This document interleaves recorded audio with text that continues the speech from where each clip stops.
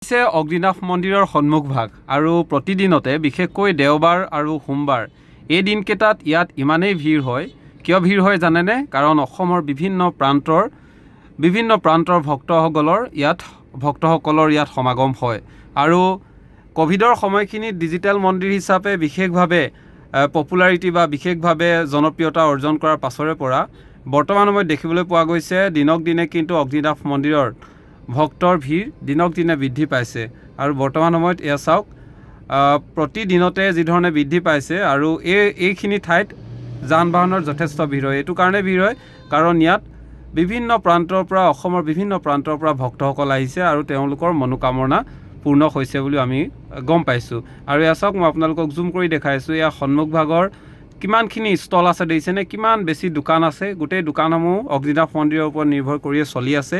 আৰু এই দোকানসমূহৰ যিসমূহ আচলতে দিন হাজিৰা কৰি বা বিভিন্ন কামত নিয়োজিত হৈ আছিল যদিও সেই মানুহখিনিয়ে বৰ্তমান সময় ইয়াত দোকান দি এই দোকানৰ পৰাই নিজৰ ঘৰখন চলাব পাৰিছে। অৰ্থাৎ অগ্নিনাভ মন্দিৰ ইয়াত প্ৰতিষ্ঠা হোৱাৰ লগে লগে মানুহৰ যি বিশ্বাস, এই বিশ্বাসৰ ফলত অগ্নিনাভ মন্দিৰ জিলিকি উঠিলে আৰু বিভিন্ন দেশৰ বিভিন্ন প্ৰান্তৰ পৰাও ভক্তসকল অহা পৰিলক্ষিত হৈছে।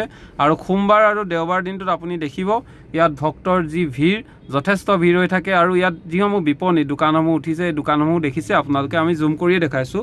মই ওচৰৰ পৰা কৰিবলৈ এইটো কাৰণে সমস্যা হৈছে কাৰণ তাত যথেষ্ট ভিৰ আৰু তাত গাড়ী আপোনালোকে ৰখাব নোৱাৰে, ইমানেই ভিৰ হয়। সেয়ে দূৰৰ পৰাই আপোনালোকক জুম কৰি দেখাইছোঁ। যিহেতু আপোনালোক বেছিভাগেই অগ্নিনাভ মন্দিৰলৈ আহিছে, ইয়াৰ যি এটা পৰিৱেশ, এই পৰিৱেশ সোমবাৰ আৰু দেওবাৰ দিনটোত বিশেষ চাব লগা হৈ পৰে। আৰু ইয়াৰ যিসমূহ বিপণী দোকানসমূহ দেখিছে, দোকানসমূহ অগ্নিনাভ মন্দিৰৰ ওপৰত নিৰ্ভৰ কৰিয়ে দোকানসমূহ চলি আছে। আৰু এই দোকানসমূহতো যিসকল ভক্ত আহে, আচলতে ভক্তৰ আহি ইয়াৰ পৰাই সামগ্ৰীসমূহ ক্ৰয় কৰে। অৰ্থাৎ এই দোকানসমূহ অগ্নিনাভ মন্দিৰৰ পৰাই পৰিচালিত হৈ আছে, অগ্নিনাভ মন্দিৰৰ বাবে এই দোকানসমূহ চলি আছে। অৰ্থাৎ ইয়াত যদি চাই প্ৰায় 60-50খনৰ অধিক দোকান আছে। অৰ্থাৎ 60-50খনৰ অধিক দোকান এতিয়া নিৰ্ভৰ কৰি চলি আছে। 60টা বা 50টাৰো অধিক পৰিয়াল এতিয়া চলি আছে এই অগ্নিনাভ মন্দিৰৰ ওপৰত নিৰ্ভৰ কৰিয়ে। তাৰ সমান্তৰালভাৱে ইয়াত ওচৰে পাজৰে যিমান আছে এই অঞ্চলটোত এতিয়া গাড়ী পাৰ্ক কৰা হৈছে বা ওচৰে পাজৰে যিমান ঘৰ আছে সকলোতে এতিয়া হোমষ্টে খুলিলে। আৰু হোমষ্টেসমূহত বিভিন্ন প্ৰান্তৰ পৰা অহা ভক্তসকলে হোমষ্টেসমূহত আছে। অৰ্থাৎ নাজিৰাৰ এই ঠাইখিনি এতিয়া প্ৰতি ঘৰতে হোমষ্টে আছে বুলি ক'লেও ভুল কোৱা নহ'ব। প্ৰতি ঘৰতেই হোমষ্টে আছে আৰু ভক্তসকলে আহি এই হোমষ্টেতে তেওঁলোকে অলপ সময় জিৰায় বা দূৰ দূৰণিৰ পৰা অহা ভক্তসকলে এদিন থাকি লৈ পাছদিনা তেওঁলোকে অগ্নিনাভ মন্দিৰত ভগৱানৰ সেৱা লৈ গুচি যায়। অৰ্থাৎ হোমষ্টেসমূহ চলিব ধৰিছে। ব্যৱসায়িক ক্ষেত্ৰখনত নাজিৰা এটা নতুন দিশত আগবাঢ়িছে। হোমষ্টে আৰু যিসমূহ পদপথৰ দোকান, এই দোকানসমূহৰ ক্ষেত্ৰত আৰু গাড়ী পাৰ্কিং, যিসমূহৰ ঘৰৰ চোতালসমূহ খালী আছিলে, এই চোতালসমূহ এতিয়া গাড়ী পাৰ্কিঙৰ ব্যৱস্থা কৰি দিছে। গাড়ী পাৰ্কিঙৰ পৰাও যথেষ্ট অৰ্থনৈতিকভাৱে লাভান্বিত হৈছে। অৰ্থাৎ অগ্নিনাভ মন্দিৰ অহাৰ লগে লগে, অগ্নিনাভ মন্দিৰ প্ৰতিষ্ঠা হোৱাৰ লগে লগে অগ্নিনাভ মন্দিৰৰ প্ৰতি ৰাইজৰ বিশ্বাস দৃঢ় হোৱাৰ লগে লগে বিভিন্ন প্ৰান্তৰ পৰা ভক্তসকলৰ যি ভিৰ হ'বলৈ ধৰিলে, সেই ভক্তৰ ভিৰৰ ফলত এতিয়া বিপণীসমূহ, অস্থায়ী যিসমূহ দোকানসমূহৰ লগতে হোমষ্টে চলিছে, লগতে গাড়ী পাৰ্কিঙৰ পৰাও টকা পাইছে। অৰ্থাৎ চাৰিওফালৰ পৰা কিন্তু সকলোৱে তেওঁলোকে অৰ্থনৈতিকভাৱে স্বচ্ছল হ'ব পাৰিছে। মই দেখাইছোঁ আপোনালোকক, এইটোৱে পথ আৰু ৰাইট চাইডে, সোঁ চাইডে আপোনালোকে অগ্নিনাভ মন্দিৰ, বাওঁ চাইডে দোকানসমূহ লাগি আছে।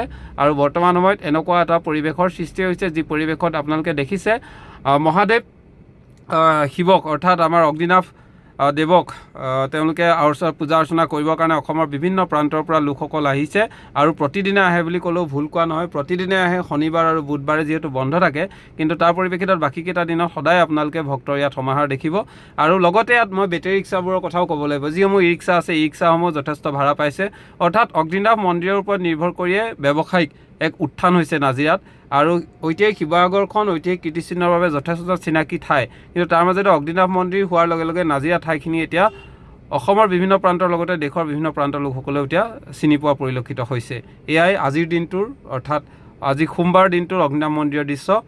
আপোনালোকে সদায় আচলতে ইয়াত ভক্তৰ সমাহাৰ হয়। আৰু যিসকল ভক্তই আহি ইয়াত তেওঁলোকৰ মনোবাঞ্ছা পূৰণ হৈছে, সেইসকলে ইয়াত কমেণ্ট যোগে জনাব বুলি আশা কৰিছোঁ। আৰু যিসকল অহা নাই, আহিম বুলি ভাবিছে নেকি, তেওঁলোকে কমেণ্ট যোগে জনাব বুলি আশা কৰিছোঁ। ধন্যবাদ।